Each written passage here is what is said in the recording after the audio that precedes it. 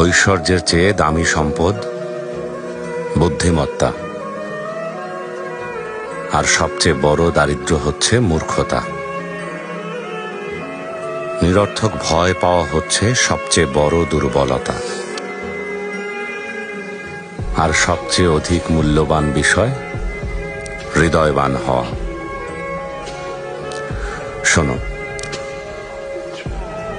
বোকার সাথে বন্ধুত্ব করতে যাবে না, সে তোমার উপকার করার চাইতে ক্ষতি করবে বেশি। কৃপণের সাথেও কখনো বন্ধুত্ব করবে না, কারণ সে তোমার বিপদের দিনে পাশে না থেকে নিজেকে গুটিয়ে নেবে। সাবধান, কোনো পরনিন্দাকারীকেও নিজের বন্ধু বানিও না, কারণ সে নিজের প্রয়োজনে তোমাকে ব্যবহার করবে,